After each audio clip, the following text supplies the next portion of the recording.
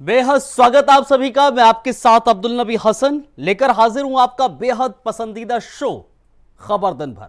खबर दिन भर में तमाम अहम खबरों का तफसील से हम हासिल करेंगे जानकारी। आज की कौन कौन सी 5 महत्वपूर्ण खबरें हैं जो आज हमारे खबर दिन भर का हिस्सा बनने वाली हैं, आपको विस्तार से बताते।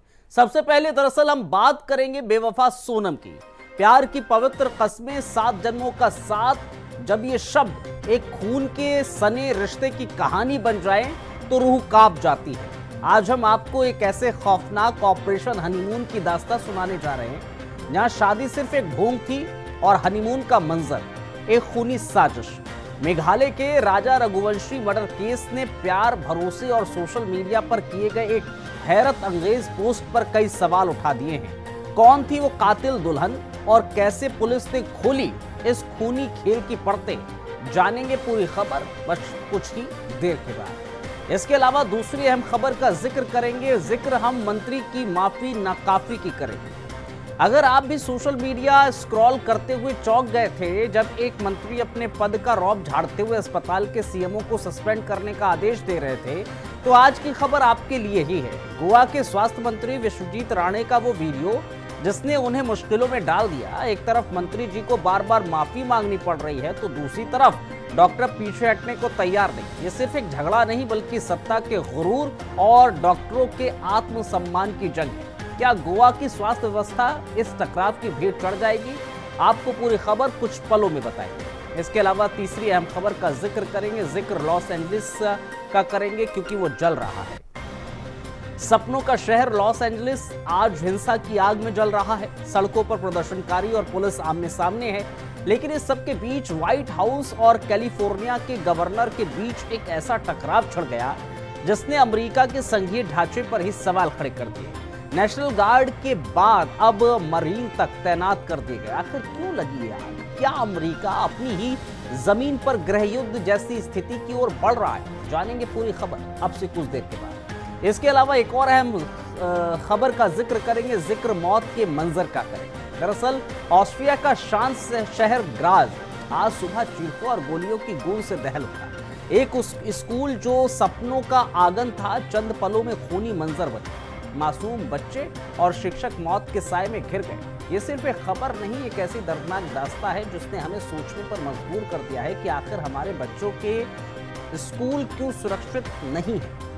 जानेंगे इस दिल दहला देने वाली घटना की पूरी कहानी अब से कुछ देर के बाद। इसके अलावा पांचवी अहम खबर का जिक्र करेंगे। जिक्र हम करेंगे उधार लिया हुआ पैसा वापस कैसे लें। दोस्ती का रिश्ता जिसे हम जान से भी बढ़कर मानते हैं, लेकिन क्या हो जब यही दोस्ती पैसों के लेन देन में उलझ जाए। एक नया सर्वे दरअसल सामने आया है जिसने दोस्ती के नाम पर होने वाले धोखे की कड़वी सच्चाई को उजागर कर दिया। क्या आप भी उन लोगों में से हैं जिन्होंने दोस्तों को उधार दिया है और वो पैसे कभी वापस नहीं मिले हैं? आज हम इसी मुद्दे पर बात करेंगे जो आपकी जेब और दोस्ती दोनों पर भारी पड़ सकता है। और जाते जाते आपको इन 5 खबरों के अलावा जाते जाते आपको बात पते की बताते चलेंगे। लेकिन जब हम शुरुआत करेंगे खबर की तो जाहिर तौर पर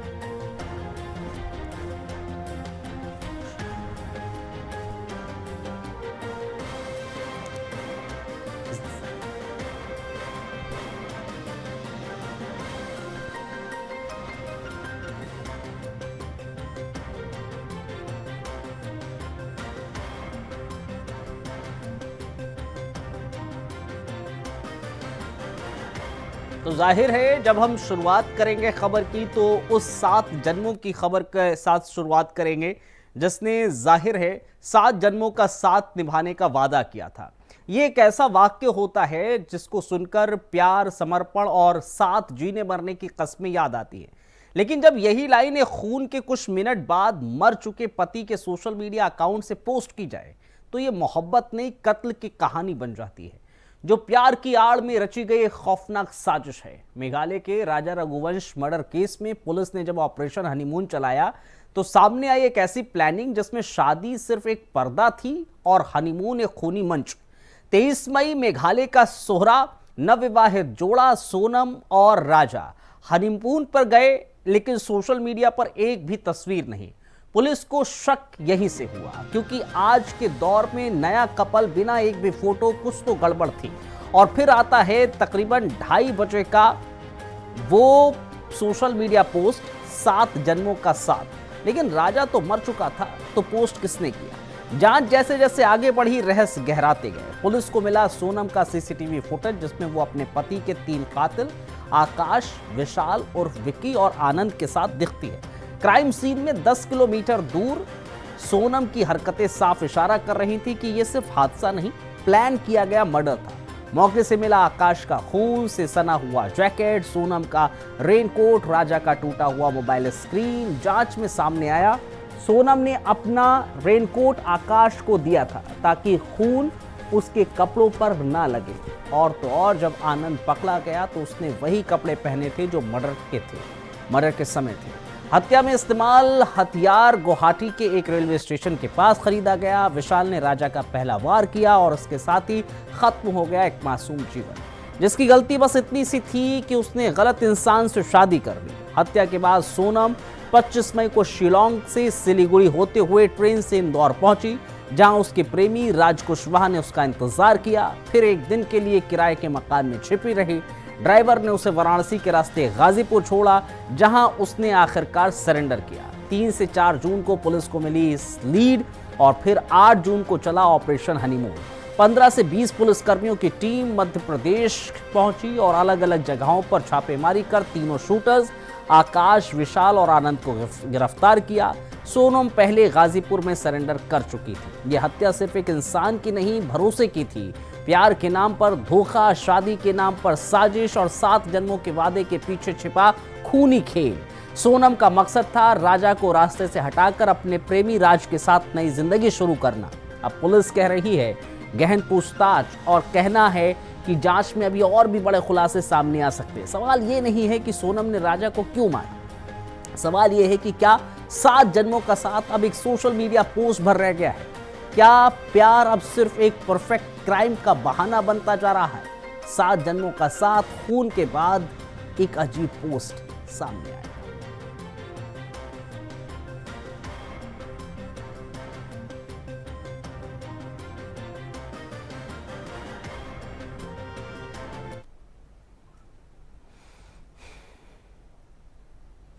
सोनम ने की तो सोनम को भी मिलेगी वो तो सजा। अच्छा, सोनम का व्यवहार कैसा था शादी होने के बाद जो घर पे? व्यवहार तो उसका बहुत अच्छा था। व्यवहार तो ऐसा पता ही नहीं चला ना कि सोनम कुछ कर सकती है। अभी भी यकीन नहीं हो रहा कि सोनम ने करके कैसे क्या हुआ। सोनम की कॉल डिटेल बता रही कि घंटों लगातार वो राज कुशवाहा से बात कर रही थी। यहाँ घर पे भी फोन चालू था, हाथ में फोन था? नहीं, मेरा फोन चालू था ना, स्विच ऑफ बता रहे। सोनम लगातार फोन पे बात कर रही थी। नहीं तो वो उनके यहाँ मालूम होगा कि उन लोगों ने कितनी बार बात करी, राज पुछताछ करी नहीं करी। मैं उसको पहचानती नहीं ना कौन था। हमको जरा सी भनक नहीं है, किसी को भनक नहीं हमारे घर में कि कौन था कि कौन नहीं था, किसी को नहीं। राजा तक को भनक नहीं। अगर राजा को ऐसी भनक होती तो राजा मेरे को पहले बता देता। राजा की आप मां, सोनम के लिए क्या सजा चाहती है? अगर राजा को सोनम ने मरवाया तो मैं कड़ी से कड़ी सजा चाहती हूँ। किस तरह? फांसी। और मैं तो फिर मैं भी कुछ बोलो तो जिसने करा नहीं करा, सोनम ने नहीं करा तो अपन गलत इंजाम उस पर क्यों लगाएंगे? आपके साथ शॉपिंग पे भी जाती थी वो शादी? हाँ जाती थी ना शॉपिंग। आपके साथ में रहता उसको ऐसा मेरे को व्यवहार नहीं लगा। मैंने उसको बेटी जैसा माना। वो जिधर से आती थी मैं से एकदम गले मिलती थी, लूमती थी। मतलब अच्छा व्यवहार था। वो मम्मी मम्मी करके ही मैं से गले में लिपटती थी। आरोपी विशाल के घर पर जिसने जो बताया था उसके आधार पर तस्दीक हेतु गए थे। आरोपी विशाल के यहाँ तो ताला लगा था, घर पर कोई मिला नहीं। तो फिर उसके घर से घटना दिनांक को जो आरोपी ने कपड़े पहन रखे थे उसकी निशानदेही के आधार पर मेघालय पुलिस ने जब्त किए हैं। वो जब्त करने के बाद उनको फॉरेंसिक जांच के लिए भेजेंगे ताकि जिससे पता चल सके कि जो मृतक के घटना जब की थी इन लोगों ने, तो मृतक के जो खून के निशान इन कपड़ों पर आए थे उसको फॉरेंसिक जांच के आधार पर वो क्लियर हो जाएगा। नहीं, तलाशी में वो जिसने जो बताया था कपड़े ही जो मुख्य थे वो कपड़े ही पुलिस ने वहाँ से जब्त किए। अभी इसके अलावा भी जो आरोपी उनको भी लेके जा रहे हैं? हाँ, बाकी आरोपी से भी मेघालय पुलिस पूछताछ कर रही है और उनके निशानदेही के आधार पर भी दूसरी जगह पर तस्दीक की जाएगी। उनको कब तक लेके जा रहे हैं? इस संबंध में यहाँ पर इंदौर की जितनी भी तस्दीक है, पूछताछ में जो चीज़ें आएंगी वो तस्दीक होने के बाद ही शिलांग पुलिस यहाँ से उनको लेकर जाएगी।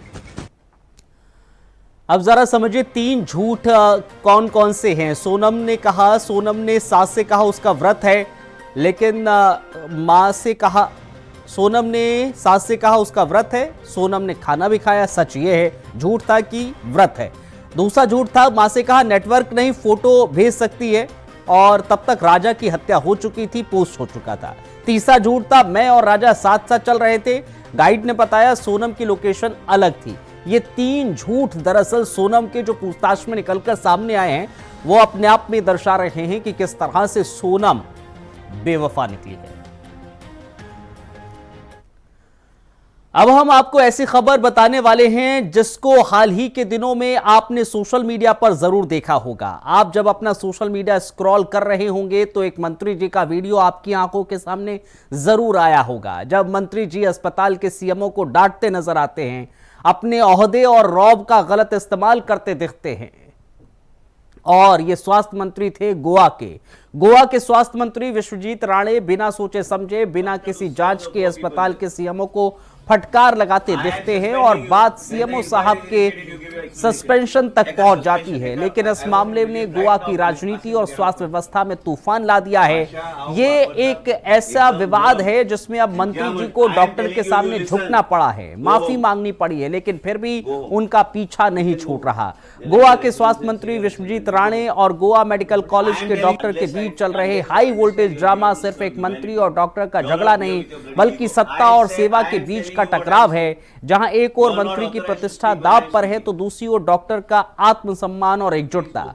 इस पूरे मामले की शुरुआत होती है शनिवार को, जब स्वास्थ्य मंत्री विश्वजीत राणे अचानक जीएमसीएच का दौरा करते हैं। उन्हें एक 77 वर्षीय मरीज के इलाज ना मिलने की शिकायत मिलती है। मंत्री जी का पारा चढ़ जाता है और वो गुस्से में आकर डॉक्टर रुद्रेश कुटीकर को सस्पेंड करने के आदेश देते हैं। इस घटना का वीडियो सोशल मीडिया पर आग की तरह फैल जाता है। यहीं से शुरू होता है असली ड्रामा।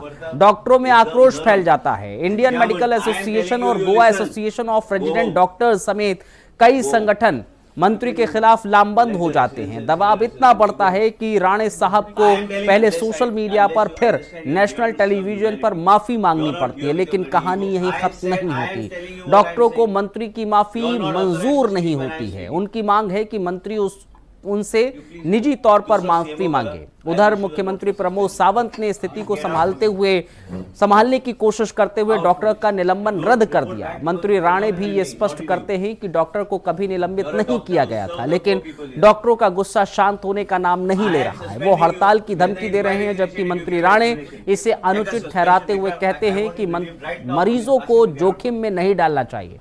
वो दरअसल अलग अलग माध्यम से डॉक्टर से एक बार फिर से माफी मांगते हैं और टीम के रूप में काम करने की अपील करते हैं। इस पूरे विवाद पर विपक्ष भी कूद पड़ा है। कांग्रेस मंत्री राणे के इस्तीफे की मांग कर रहा है। तो सवाल ये उठता है कि क्या यह विवाद बातचीत से सुलझेगा या फिर डॉक्टरों का विरोध और बढ़ेगा? क्या गोवा की स्वास्थ्य सेवाएं इस टकराव की भेंट चढ़ जाएंगी? ये देखना जाहिर तौर पर दिलचस्प होगा। गोवा का स्वास्थ्य विभाग इस उलझन से कैसे बाहर निकलेगा। Out from you learn to control your tongue. You're a doctor. Don't force me to act. Put your hands out first when you're standing in front of me. I generally don't lose my cool, but you have to behave yourself. However much you're loaded, you will talk properly to the patient and guide the patient. Urban health center and चल हांगा चल म्हणतो mask काढ पहिले म्हाका तोंड पळोवंक जाय तुजें सांबाळून एका सस्पेन्शन ऑर्डर काढा and kick him out from here. I said, I am telling you what I am saying. You are not authorized to speak when I am speaking. You please go. दूसरा CMO गला, I will issue the note for suspension. You get out from here. That's it. Out from here. And don't report back because as long as I am in me, not in you. You are a doctor to serve the poor people here. I am suspending you. When the inquiry is initiated, you give your explanation. Eka suspension, I want him relieved right now from here. Ask him to get out from here.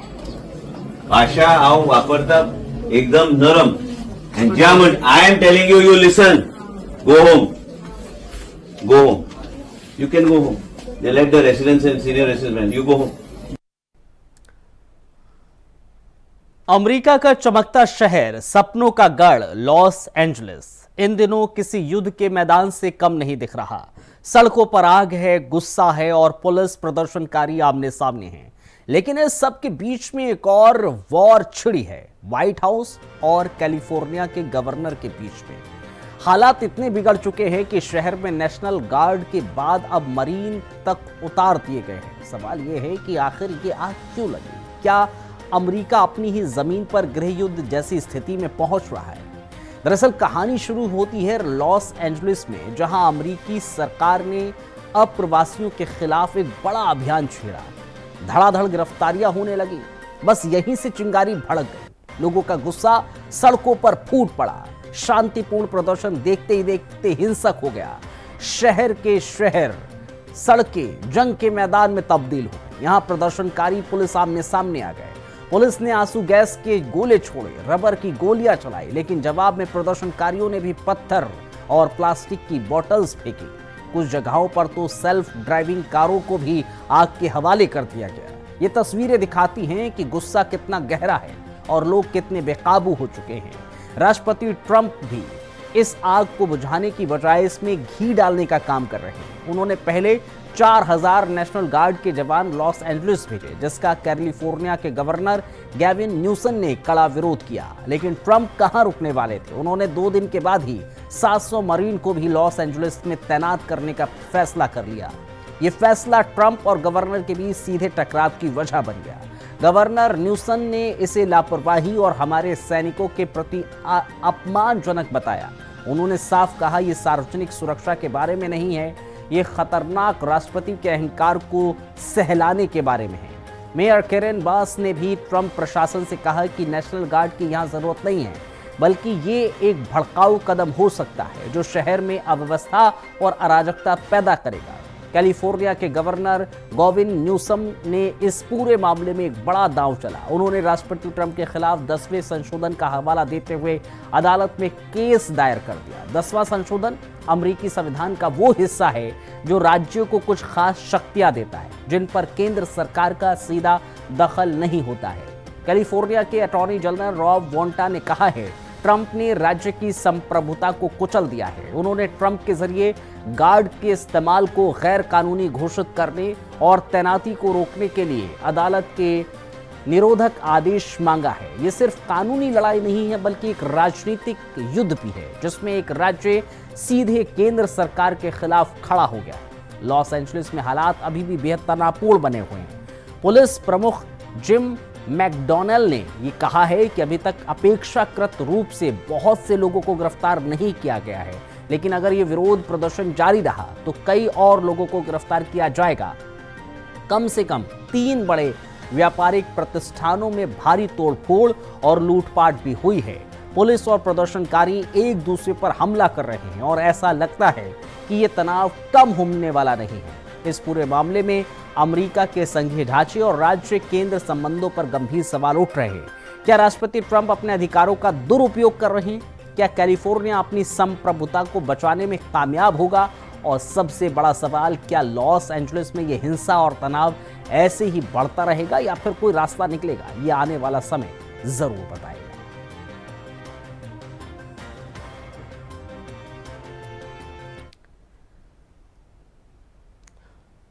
एक Austria का शांत शहर है ग्राज, जहां सुबह की धूप हर रोज नई उम्मीदें लेकर आती थी।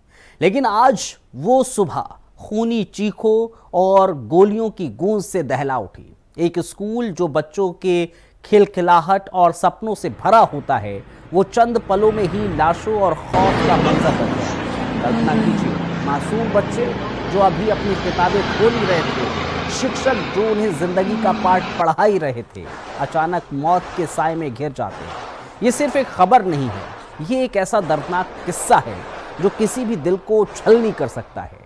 एक ऐसा भयानक सच जिसने एक बार फिर हमें सोचने पर मजबूर कर दिया है कि आखिर हमारे बच्चों को स्कूल क्यों सुरक्षित नहीं है।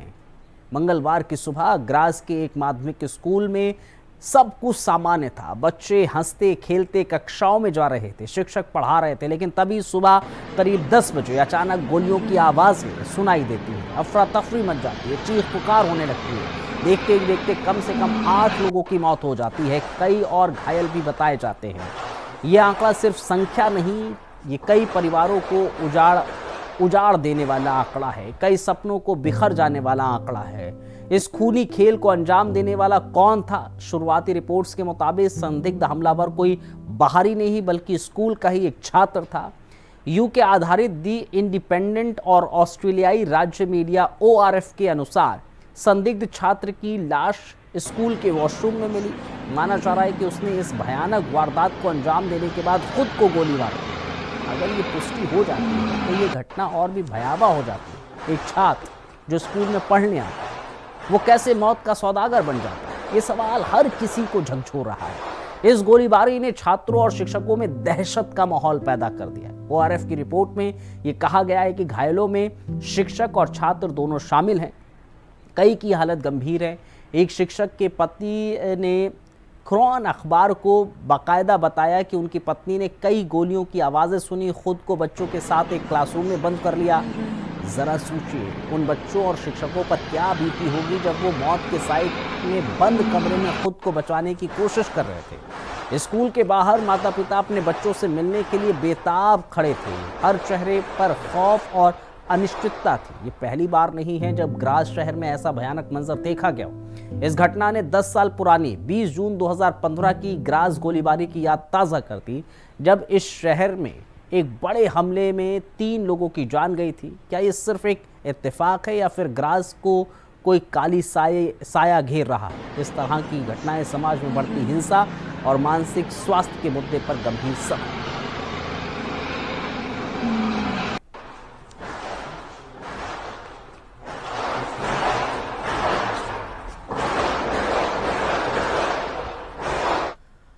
अब बात करेंगे एक ऐसे विषय पर जो दोस्ती के नाम पर हमारी जेब पर डाका डालता है। वो रिश्ता जिसे निभाने के लिए हम जान तक दे देते हैं, वही जब बात पैसों की आती है तो दोस्ती का दम निकल जाता है। कभी सोचा है कि दोस्तों को दिया गया उधार वापस क्यों नहीं मिलता? जवाब है क्योंकि मिलना ही नहीं होता है। एक धमाकेदार सर्वे दरअसल सामने आया है जिसने दोस्ती के नाम पर होने वाले इस धोखे को बेनकाब कर दिया है। पुबिटी के ब्रॉडकास्ट चैनल पर एक पोल हुआ और इसके नतीजे देखकर आप कहेंगे, अरे ये तो मेरी ही कहानी है। 100% में से 73% लोगों ने कहा है कि दोस्तों को दिए गए पैसे उन्हें कभी वापस नहीं मिले। सिर्फ 27% लकी लोग थे जिनके पैसे उनके दोस्तों ने वापस कर दिए। यानी कि 10 में से 7 से ज्यादा दोस्त आपके पैसे लेकर 9-2-11 हो जाते हैं। तो क्या ये दोस्ती पर एक बड़ा सवाल नहीं है? या फिर ये दोस्ती अब पैसे के आगे घुटने टेक चुकी है? पैसे मांगने पर दोस्तों के बहाने भी गजब होते हैं। शुरुआत में मीठी मीठी बातें होती हैं कि भाई सैलरी आने दो, याद दिला देना, या फिर सबसे बड़ा झूठ होता है कि भाई कल ट्रांसफर कर दूंगा। और फिर क्या होता है? कुछ हफ्तों के बाद आप मैसेज करते हैं तो जवाब में आता है बस एक सीन, यानी कि सीन करके उसने छोड़ दिया। उसके बाद वही पुराना चैट थ्रेड बिना किसी UPI नोटिफिकेशन के सामने आ जाता है। अब आप ही बताइए, कल से बड़ा झूठ और सीन से बड़ा जवाब और कोई हो सकता है क्या? दोस्ती में ये डिजिटल बहानेबाजी ना तो कमाल ही कर दिया है, इस सर्वे ने एक और कड़वा सच उजागर कर दिया। दरअसल उधार के झगड़े ने कई पक्की दोस्तियों को खत्म कर दिया है। रिपोर्ट में लोगों ने साफ कहा है कि उन्होंने अब किसी को भी उधार देना बंद कर दिया है, चाहे सामने वाला बचपन का लंगोटिया यार ही क्यों ना हो। सोशल मीडिया पर इस पोल के बाद एक नई बहस छिड़ गई है। क्या दोस्ती और पैसा साथ चल सकते हैं? क्या दिल की बात और बैंक बैलेंस एक साथ निभ सकते हैं? या फिर दोस्ती की कीमत अब पैसों से लगाई जाने लगी है? तो जनाब, अगली बार जब कोई दोस्त आपसे उधार मांगे तो थोड़ा ठहरिए। इस सर्वे का ही सार है, सोच समझकर पैसा दीजिए और हो सके तो रिटर्न पॉलिसी भी तय कर लीजिए, वरना ना पैसा मिलेगा, ना दोस्त रहेगा और ना ही दोस्ती बचेगी।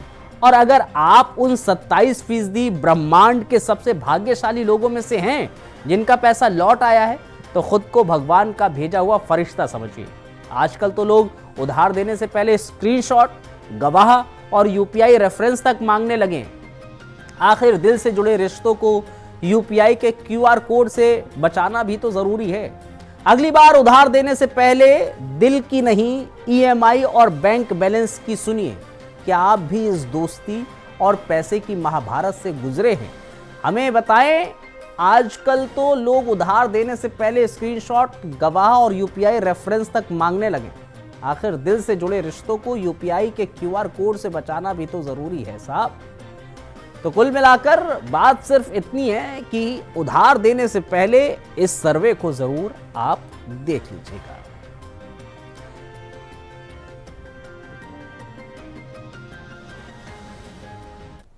तो ये आपको हम कुछ ग्राफिक्स के जरिए बता देते हैं। देखिए, दोस्त उधार का पैसा नहीं लौटाते हैं, तकरीबन 73% हैं लोगों को पैसा वापस नहीं मिला, 73%, और 27% लोगों को पैसा वापस मिल गया। ये बहाने हैं। जो लोग उधार का पैसा लेते हैं और उसके बाद जब नहीं लौटाते तो वो बहाने थे। उधार की वजह से कई दोस्तों में झगड़े भी हुए हैं, कई पक्की दोस्ती हमेशा के लिए टूट गई है। तो ये तमाम तरह की चीज़ें देखने को मिली हैं।